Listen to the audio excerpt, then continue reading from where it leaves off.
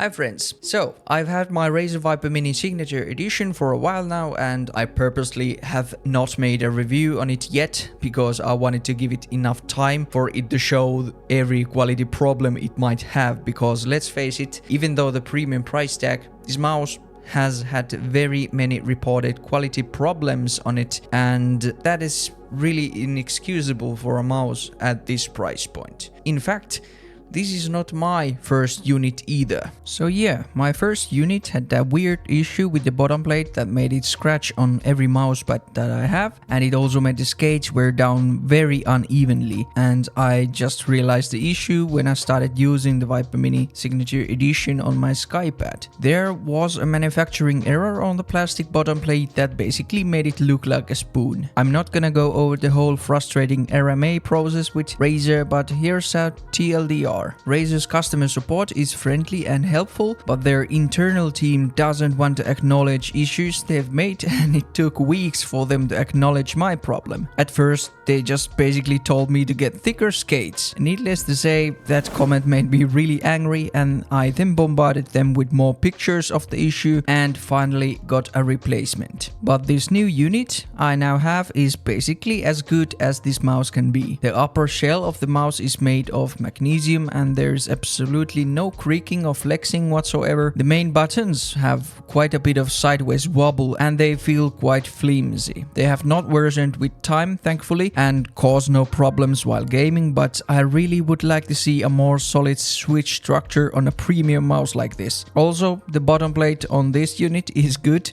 and does not have the scoop on the back like my first one. One major issue people have had are with the side buttons feeling flimsy also, and I can confirm that it is true on my unit as well, and felt the same on the older one as well. They have not worsened with use, however, but yet again, I'd prefer them to be better. The weight of this mouse is around 49 grams, which upsets some potential buyers because as a magnesium mouse this could be lighter. But personally I've found the weight to be really good for this mouse, and just imagine the build quality issues they would have if the mouse would weigh under 40 grams. I would even prefer the mouse to be around that 55 gram mark if that would mean more solid feeling buttons on the mouse. The switches they use on this mouse are the new Gen 3 opticals, and they basically offer the lowest click latency a gaming mouse can have currently. I remember seeing a funny post somewhere a while ago when someone complained that he can't have his curtains open at his office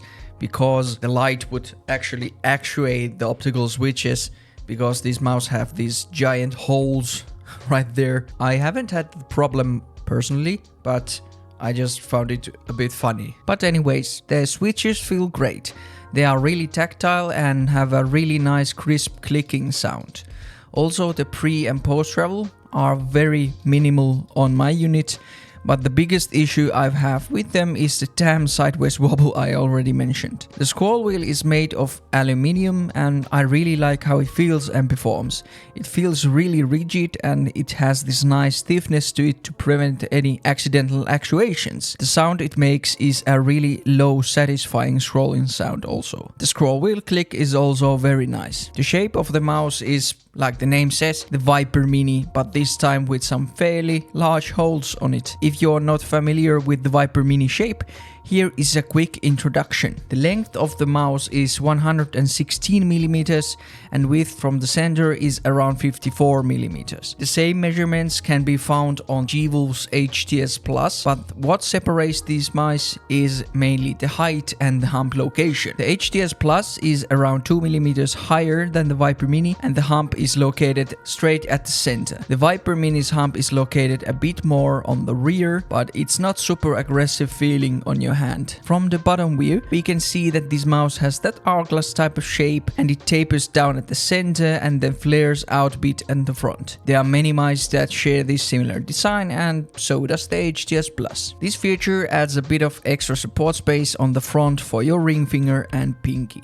On Razer's Viper models there is also this annoying feature on the sides, which is this part here. As you can see, the main buttons extend over to the sides and this can sometimes lead to me pinching my fingers between them, and that sucks. From the leaks of the new Viper V3, it seems that Razer is slowly transitioning away from this design choice, which is very good to see. To clarify, this is what I prefer. This is the endgame gear OP1WE. Also, the same sidewall structure is found on the HDS Plus. But yeah, the Viper Mini can suit a variety of hand sizes depending on your grip style. For my 17.5 times 10.5 centimeter hands, I can claw grip this mouse really comfortably, and fingertip gripping feels also really good. I imagine a smaller hand could palm the shape really nicely. The holes don't actually feel that bad on the palm. They actually keep some ventilation going under my palm and keep my hand cool during sweaty gaming sessions. The holes are very aggressive looking, but I quite like the futuristic look of them. The coating is also really nice metallic matte finish that works well with my skin type, and I've had no need to use the included grips. When it comes to wireless tech, Viper Mini Signature Edition is in a class of its own. The mouse can go up to 8K wireless polling rate, which then reduces the motion delay to around minus 0.8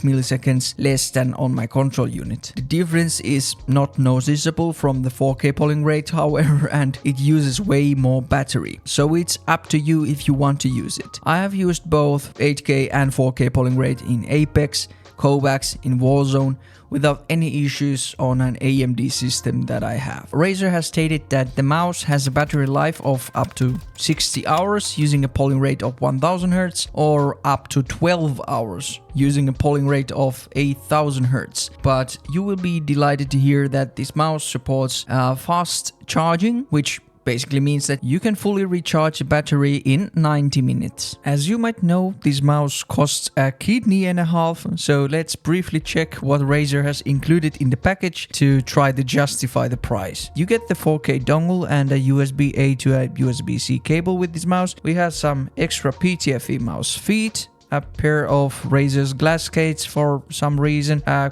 cleaning cloth that is somewhere, and some grips, and most importantly a sticker. I guess they are here. Yeah, here is the cleaning cloth and here are the stickers. So, do these things justify the high price of this mouse? Tell me in the comments below. So in conclusion, this mouse is the top dog when it comes down to wireless performance of gaming mouse these days. And that is basically why I am maining this mouse currently. Build quality wise, the mouse should and could be so much better, and especially the buttons should be more rigid on a mouse at this price point. This is actually my first magnesium mouse, and yeah, while it feels really good, I don't think it offers any significant improvements or a really good plastic shell. There are some insanely light plastic mice currently that are the same or even better build quality than this mouse. So you don't have to feel like you're missing anything if you don't have a magnesium mouse. But in conclusion, I just really hope that Razer realizes that they did